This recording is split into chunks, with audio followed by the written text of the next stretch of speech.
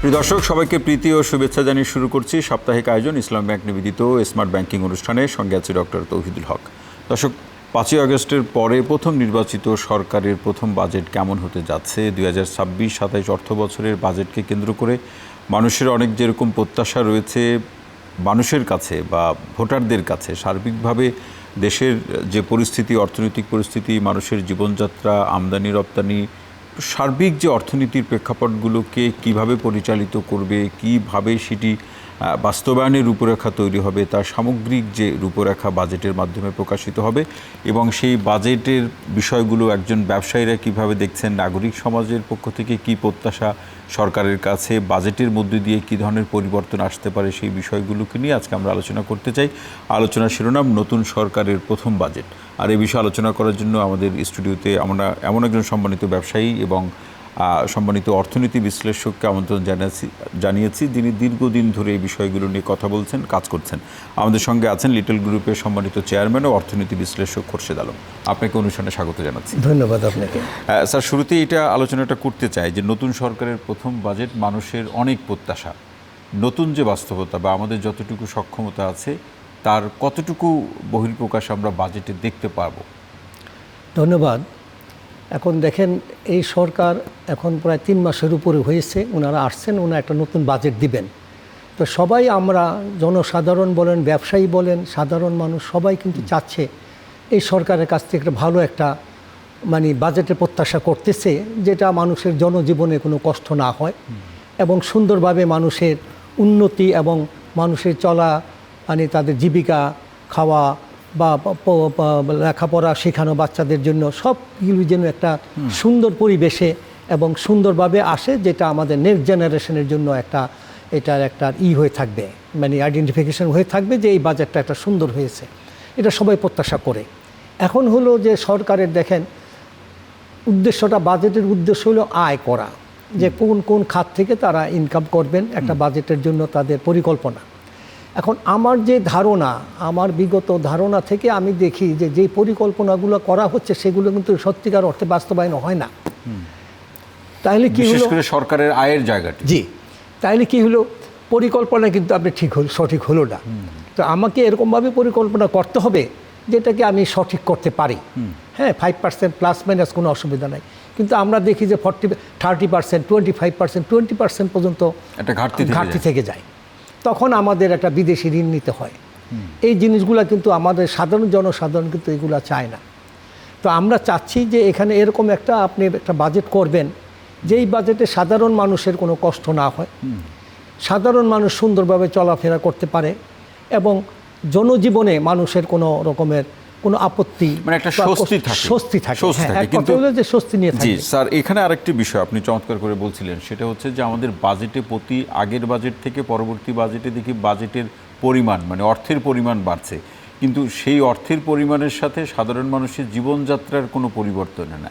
এর পিছনে কারণ কি? যারা লাভবান হয় তারাই লাভবান হয় না। এখানে দুইটা জিনিস আছে, আপনি যেটা বলেছেন সঠিক কথা। এটা কিন্তু ভাগ করে বলি। একটা হলো সরকারের পরিকল্পনার ভিতরে হয়তো দেখেন আপনি, তাদের জানা আছে যে আমার এই বছর এই টাকা আমি এখান থেকে আয় করতে পারবো, কিন্তু দেখা গেল সেখানে তারা এরকম 2-1টা প্রজেক্ট নিয়ে নিল, বিরাট একটা প্রজেক্ট নিয়ে নিল। এটা কিন্তু এই বছর না নিল হইতো এই বাজেটে, যে আমি আরও 2টা বড় ব্রিজ করব বা আমি এটা করব। এগুলা আরও আস্তে দেখে শুনে করা হইলে জিনিসটা ভালো হতো। এখন ধরেন এই একটা জিনিস আছে যে ওখানে হয়। দ্বিতীয়ত হইল যে করের জন্য অনেক সময় অনেক জায়গায় কিছু ভুল সিদ্ধান্ত হয়। আয়ের জন্য তারা করবে, তবে আমার দৃষ্টিতে আমি মনে করি যে সরকারের উচিত করের আওতা বাড়ানো। এখন করের আওতা বাড়াইতে হলে কী করতে হবে, মানুষকে এই ব্যাপারে আগ্রহী করে তুলতে হবে। তাদের মনে এরকমভাবে তারা আগ্রহ করে আসবে একটা করের আওতায় আসার জন্য, তারা টিন করবে, বিন করবে ব্যবসার জন্য, এটি নিয়ম। এখন যদি দেখা গেল তার ব্যবসা লাভ হয়েছে, অবশ্যই সে ট্যাক্স দিবে। যখনই এখানে দেখা যায় মানুষের ভয়টা কোথায়, আমি আপনার করের আওতায় আসলাম, আমি বোধহয় ফেঁসে গেলাম, জালে পড়ে গেলাম। কেন? আমি যদি সামনের বছর লাভ করতে না পারি, আমাকে হয়তো হয়রানি করবে ট্যাক্সের জন্য। আমি তো এবার দিব, আমার লাভ হয়েছে, আমার পরের বার না হইতে পারে নাকি? না, সব বছর তো সমান হবে না। কিন্তু এই জিনিসটাই আপনার এই কর, যারা নতুন কর আসতেছে তাদের বুঝাইতে হবে তোমার যখন কর যে পরিমাণ আসবে সেই পরিমাণ তুমি কর দিবা। তোমার যদি ব্যবসা লস হয় সেখানে তোমার উপরে কোনো হয়রানি করা হবে না। তখন আপনার ভিতরে একটা আগ্রহ হবে যে আমি ঠিক আছে করের অতে আসি, একটা সাহস কাজ করবে। সাহস কাজ করবে। এই জিনিসটা আপনাকে প্রচার করতে হবে, মানুষকে বুঝাইতে হবে। 2 নম্বর হলো যে কতগুলো পলিসি আছে দেশের উন্নয়ন করার জন্য। আপনি জানেন যে শিল্প হয়েছে সর্বপ্রথম আপনাকে দিতে হবে, যে অগ্রাধিকার দিতে হবে, যে শিল্প দিয়ে দেশ উন্নতি হবে। তা এখন শিল্প যদি আপনি এখানে বান্ধব করতে চান তাহলে আপনি কি করতে হবে? আপনি এখন নতুন নতুন শিল্প যদি করতে চান এগুলাকে বলতে হবে তাদের 10 বছরের জন্য কোনো ট্যাক্স দেওয়া লাগবে না। এগুলো কিন্তু আগে ছিল। নতুন শিল্পের বিকাশ ঘটাতে গেলে এই সুযোগগুলো তো দিতেই হবে। তাহলে স্থানীয় শিল্পের বিকাশ কি করে হবে? স্যার, আমরা একটা বিরতিতে যাচ্ছি, প্রশ্নটি রেখে যাই যে বাজেট আসছে, আমরা কিছুদিনের মধ্যেই বা কোরবানির ঈদের পরেই যে সংসদ বসতে যাচ্ছে সেই সংসদে বাজেট উত্থাপন করা হবে। ব্যবসায়ীদের নেতা হিসাবে কিংবা একজন দীর্ঘদিন ধরে আপনি ব্যবসার সাথে সম্পৃক্ত, আপনি বাজেটকে কীভাবে দেখছেন? ব্যবসা বাণিজ্যের ক্ষেত্রে কতটা আরামদায়ক পরিস্থিতি সৃষ্টি করতে পারবে এই বাজেট? এটা ডিপেন্ড করবে সরকারের উপরে। এখন ব্যবসা বান্ধব আপনি কি চান? আপনি যদি সত্যিকারের ব্যবসা বান্ধব চান, অর্থ হলো কি আপনি ব্যবসায়ীদেরকে প্রোটেকশন দিবেন, ব্যবসায়ীর সেফগার্ড দিবেন, ব্যবসা করার জন্য সুযোগ সুবিধা করে দিবেন।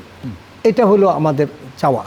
হ্যাঁ, আমরা বলি নাই যে আমরা ট্যাক্স দিব না, আমরা বলি না আমরা ভ্যাট দিব না, আমরা সবই দিব, কিন্তু আমাদের একটা সীমাবদ্ধতার মধ্যে দিবেন যে জিনিসটা একটা যেমন আমরা দিতে পারি বা মানুষের ক্রয় ক্ষমতার মধ্যে থাকে। আপনি এরকম একটা ভ্যাট ধরে দিবেন না। আমরা ওরকম দেশের মতো উন্নত মানের মতো দেশ হই নাই, আমেরিকার মতো, সুইডেনের মতো, যে আমাদের এখানে 20%, 25% ভ্যাট দিতে হবে, 15% ভ্যাট দিতে হবে। এগুলাতে আপনি হ্যাঁ একটা ভ্যাট দেন, এরকম একটা ধরেন ম্যাক্সিমাম 7.5%, আমি বলবো আর কি ম্যাক্সিমাম 5 থেকে 7.5%। এখন 15-20% যাওয়ার দরকার নেই, আস্তে আস্তে করেন। আমরা একটা জিনিস ব্যাট কিন্তু আমাদের দেশে বহুদিন ধরে আসে নাই, আপনি জানেন। তো এই জিনিসগুলো আমরা একটু পরিচিত হই, মানুষকে বুঝাইতে চেষ্টা করি যে হ্যাঁ আপনি একটা চা খাচ্ছেন, এখানে আমরা 7 টাকা ব্যাট দিতে হবে শতকরায়। তো এখন কথা হইল যে আমরা কিন্তু কখনো একটা জিনিস আমি আপনাকে বলি, কতগুলা আপনার এই জিনিস আছে, জিনিস বলতে কি ধরেন আপনার বিভাগ আছে। আমি মনে করি সরকারের দেখা উচিত সেই বিভাগগুলোতে আমাদের কোনো আউটপুট আছে কিনা। আমরা কিন্তু রাজস্ব ধরে নিচ্ছি যে এই আয় আসবে এবং আমি কিন্তু ব্যয় ধরে নিচ্ছি এখানে ব্যয় করব, কিন্তু এখানে আমাদের দেখা উচিত কোনো ক্ষেত্রে এই কাজটা আমার না করলে হয় কিনা, এখানে আমি টাকা সেভিংস করতে পারি কিনা। কিন্তু আপনি কিন্তু সরকারের বাজেট করে নিচ্ছেন, আপনি কিন্তু দেখতেছেন না যে এই প্রতিষ্ঠানটা দিয়ে আমার সরকারের বা আমার জনগণের কী লাভ হবে। এটা কিন্তু দুঃখের বিষয়। আমি অবজারভেশন করি, আমাদের এখানে 4-5টা প্রতিষ্ঠান আছে, এই প্রতিষ্ঠানগুলো আমাদের এখন দরকার নাই, কিন্তু আমরা প্রতি বছর তাদের পিছনে কোটি কোটি টাকা ব্যয় করে যাচ্ছি। ভর্তুকি দিয়ে কী লাভ? তো এখন আপনি জনগণের কষ্টের টাকা, আপনি একটা তাদের ইনকাম ট্যাক্স টাকা, ভ্যাটের টাকা নিয়ে এসে আপনি এখানে অপচয় করতেছেন। সেই অপচয়টা যেন না হয়, এই জিনিসগুলা সরকারকে দেখতে হবে। এই যে ভর্তুকিমূলক খাতে যে ব্যয় করা হচ্ছে, এখান থেকে আবার কোনো ব্যক্তি বা গোষ্ঠী লাভবান হচ্ছে কিনা সেটাও তো এখানে তো ধরেন কিছু গ্রুপ থাকবেই, সেটা না হলে তো একটা আপনি নিজেই বোঝেন যে এইগুলো তো সব করে বিস্তারিত বলার দরকার নেই। এটা যদি কোনো ব্যক্তি বা কোনো গ্রুপের বা কোনো সিন্ডিকেট না থাকে তাহলে তো এটা একদিনই বন্ধ হয়ে যায়, একদিনই বন্ধ হয়। এবং আরেকটি বিষয় স্যার, এই যে আমদানি রপ্তানির প্রসঙ্গে কি বাজেট কোনো আশার আলো দেখাতে পারবে? না, এখন বাজেটে ধরেন আমদানি রপ্তানি বলতে যেই এইগুলো আছে, এখন সরকার কিভাবে কোনটার উপরে কত ট্যাক্স বা ভ্যাট করেছে পণ্যের উপরে, এই জিনিসটা এখনও আমাদের হাতে আসে নাই। তবে আমাদের দৃষ্টিতে সবার আগে আমদানি পণ্য যেই জিনিসগুলো বাংলাদেশে হয়, ধরেন বাংলাদেশে ফার্মাসিউটিক্যাল হচ্ছে যেসব পণ্য, এইসব পণ্য যদি আমদানি হয় সেগুলোর ক্ষেত্রে সরকারের বিবেচনা করতে হবে সর্বপ্রথম আমার দেশীয় শিল্পকে রক্ষা করার জন্য। তখন আপনি বাজেট ওইখানে ওইটার মূল্য বেশি ধরবেন, ট্যাক্স বেশি করবেন না কম করবেন, এই দেশীয় শিল্পকে সুরক্ষা করার জন্য। কসমেটিক আমাদের বাংলাদেশে কিন্তু ভালো ভালো কসমেটিক হচ্ছে, আপনারা জানেন। এখন বিদেশ থেকে কসমেটিক আসতেছে, এখন বিদেশি কসমেটিককে আপনি যদি এই বেশি ট্যাক্স আমদানি কর নেওয়ার জন্য দেন, এটা কিন্তু ভুল। কারণ তো আমার দেশি শিল্পের বিকাশটা ঘটবে না। জি, আমার বক্তব্য হলো আপনি সর্বপ্রথম সরকারের দেখতে হবে কি, আপনি দুটা চোখেই একদিকে রাখতে হবে দেশীয় শিল্পের উপরে। আপনি আমদানির দিকে তাকান কম। আগে দেখেন আমার শিল্প কোনটা, আমার দেশের শিল্প, আমার দেশের এই জনগণ যদি নিয়ে নেয়, এটার পরে আপনি বাকিটা দেখেন। কিন্তু আপনি আবার কি করেন, আমাদের দেশীয় পণ্য আমাদের দেশের লোকের জন্য সেখানে আবার ব্যাট একটা ধরে বসছেন, একটা ট্যাক্স ধরে বসছেন। তো এগুলো আপনাদের লক্ষ্য করতে হবে। আপনারা শুধু ধরে দিলেন ঠিক হবে না। যেমন আমি আপনাকে একটা কথা যদি বলি, এটা আমাদের একটা টেক্সটাইল প্রসঙ্গে আমি একটু আসি। হ্যাঁ, আমাদের টেক্সটাইলের ধরেন আপনি বিদেশিদের জন্য কাঁচামাল নিয়ে আসতেছেন বন্ড ডিউটি ফ্রি, প্লাস আপনি তাকে আবার কিছু ইনসেন্টিভ দিচ্ছেন। আর আমরা যখন স্থানীয় শিল্প, আমরা আমাদের মধ্যবিত্ত মানুষের জন্য কাপড় বানাচ্ছি, সেখানে আপনি সুতাতে আমাদের ভ্যাট নিচ্ছেন, কাপড়ে ভ্যাট নিচ্ছেন। আমরা কষ্ট করতেছি, আমাদের লোকের জন্য ভ্যাট নিচ্ছেন, আর বিদেশি লোকের জন্য আপনি সুযোগ করে দিচ্ছেন। হ্যাঁ, ট্যাক্স নাই, প্লাস আপনি আবার ইনসেন্টিভও দিচ্ছেন। তো এই জিনিসগুলো আমাদের দৃষ্টিতে ঠিক না। মানে এখানে একটা ভারসাম্য আনা প্রয়োজন। ভীষণ রকম ভারসাম্য আছে। এই জিনিসগুলোকে ধরুন আপনাদের আগে আসতে হবে, যারা পরিকল্পনা করেন, যারা বাজেটের জন্য পরামর্শ দেন, তাদেরকে আগে দেখতে হবে যে আসলে ঘটনা কোথায়। আমরা কিন্তু ডিপে যাই না, ভিতরে যাই না। এই যে আপনি ধরেন আমরা একটা রিক্সা, নৌকার মাঝি বা এদের জন্য যে একটা কাপড় বানাচ্ছি, এটাতে আমাদের ব্যাট দিতে হচ্ছে, একটা মশারি দিচ্ছি আপনাকে, সেটাতে আমাকে ব্যাট দিতে হচ্ছে। অথচ আপনি একটা বিদেশি জার্মানির লোকের জন্য কাপড় বানাই দিচ্ছেন, সেটাতে কোনো ব্যাট ট্যাক্স কিছুই পান নাই, বরঞ্চ আরও 5% আপনি এটা ইনসেন্টিভ দিচ্ছেন পকেট থেকে। কার টাকা? তো এই জিনিসগুলো বিবেচনা করতে হবে। বিবেচনা করতে হবে। আমার একটাই কথা, যে দেশীয় শিল্প রক্ষার জন্য আপনি সহযোগিতা করতে হবে সরকারকে, এইখানে ছাড় দিতে হবে। অন্যথায় তো দেশের যে অর্থনীতি কখনোই শক্তিশালী হবে না। অন্যের উপরে নির্ভর করে তো আমার অভ্যন্তরীণ অর্থনীতিকে আমি কখনোই শক্তিশালী করতে পারবেন। আমরা একটা বিরতিতে যাব। তবে এই প্রশ্নের বা এই আলোচনার সূত্র ধরে স্যার এই প্রশ্নটি রেখে যায় যে এনবিআর যে সমস্ত পদ্ধতি বা প্রক্রিয়ার মধ্য দিয়ে সে কর আদায় করে থাকে, এই পদ্ধতির সেটা দীর্ঘদিন ধরেই তো ফলাফল খুব একটা বেশি সন্তোষজনক আছে, এটা বলার সুযোগ নেই। কি সংশোধন বা পরিবর্তন করা যেতে পারে? আমি আপনাকে বলেছি যে দেশীয় শিল্প রক্ষার্থে এখন এনবিআরের উচিত হবে দেশীয় শিল্প যেগুলো বাংলাদেশে, যতগুলো শিল্প বাংলাদেশে এখানে উৎপাদনে আছে, এবং এনারা ফরেন কারেন্সি কিন্তু সেভ করতেছে। যদি আজকে এই ফ্যাক্টরিগুলো না হতো, আপনি কিন্তু বিদেশি ডলারে বা ইয়েতে বিদেশ থেকে ইম্পোর্ট করতে হতো, সেটা কিন্তু আপনার সাশ্রয় হচ্ছে। অতএব ইন্ডাস্ট্রির উপরে 10% ইনকাম ট্যাক্সের উপরে রাখা ঠিক হবে না। দ্বিতীয়ত হলো যে সরকারের যে ধরেন আরও অন্য অর্গানাইজেশন যেগুলো আছে, আয় হয়, হয়তো ইন্ডাস্ট্রি না, আইটি সেক্টর হতে পারে বা বিভিন্ন সেক্টর হতে পারে, এইসব সেক্টরও তাদের দেখতে হবে তাদের কম্পিটিটিভনেস কীরকম হচ্ছে, বা তাদের ব্যবসার উন্নতি দেখে সেইখানে তারা সেই ট্যাক্সটা ধার্য করতে পারে। আর ব্যক্তিগত ট্যাক্স যেগুলো বলা হচ্ছে মানুষের উপরে, এখানে আপনি জানেন একটা মানে ভীষণভাবে একটা সমতা সৃষ্টি করা হয়েছে, ব্যবধান সৃষ্টি করা হয়েছে, যে আপনার যদি 50 কোটি টাকার উপরে সম্পত্তি থাকে বা টাকার বেশি হয়, আয় হয়, বা আপনার যদি 20 লক্ষ টাকা মাসে ইনকাম করেন, তাহলে আপনাকে অনেক টাকা ট্যাক্স দিতে হবে। এগুলো আসলে সত্যিকার অর্থে তখন মানুষের ভিতরে দুর্নীতির আশ্রয় আসে, যে আমি এত টাকা কেন দিব। তখন কিন্তু এনবিআরের লোক বলেন বা যিনি ট্যাক্স দিবেন, তারা কিছু করতে চাচ্ছে যে এখান থেকে টাকা পয়সা কীভাবে ট্যাক্স কম দেওয়া যায়। তো আপনি এরকম একটা সুযোগ করে দেন যাতে ওতে যেতে না হয়। ট্যাক্সের জন্য, ইনকাম ট্যাক্সের জন্য আপনি 20% পর্যন্ত ম্যাক্সিমাম যান। আর যেটা বললাম ইন্ডাস্ট্রির জন্য, প্রত্যেকটা ইন্ডাস্ট্রির জন্য ম্যাক্সিমাম ইনকাম ট্যাক্স 10% ধার্য করা হবে। কিন্তু এখানে আবার কিছু দেখা যায় আপনার জন্য 10%, আরেকজনের জন্য 27%। এগুলো ঠিক না, এই বৈষম্য থাকে না। এটা রাখা কোনো অবস্থায় ঠিক হবে না। এটা মানুষের মনে কষ্ট হবে। তখন এই দেশে যে আরও নতুন ইন্ডাস্ট্রি হওয়ার জন্য যে আগ্রহ, সেটা কমে যায়, সেই সুযোগগুলো সীমিত হয়ে যাবে। আরেকটা হচ্ছে যে এই কখনো কখনো ভুক্তভোগীরা অভিযোগ করে থাকে যে এনবিআর কর আদায়ের নামে হয়রানি করছে। এই বাস্তবতা কি আছে নাকি অনেকটা পরিবর্তন হয়েছে? না, এখন এটার জন্য আপনাকে পলিসি মেকিং করতে হবে। সত্যিকার অর্থে আমি যদি বলি, এটা বেশি হয় নিম্ন শ্রেণী থেকে, উপরের লেভেলে যেগুলো হয় সেটা খুব কম, কিন্তু নিচের যারা হলেও তার ধরনটা অন্যরকম। হ্যাঁ, আর যেটা নিচে যারা আপনার সঙ্গে যারা সরাসরি 1-to-1 যারা করে, এখানে কিন্তু হয়রানিটা বেশি হয়। কারণ হচ্ছে আপনি ফাইল নিয়ে গেছেন, ভাই আমার এই জিনিসটা আছে একটু দেখেন, জি, উনার হাতে সব, উনি যা করবে নোট দিবে, এটাই হবে।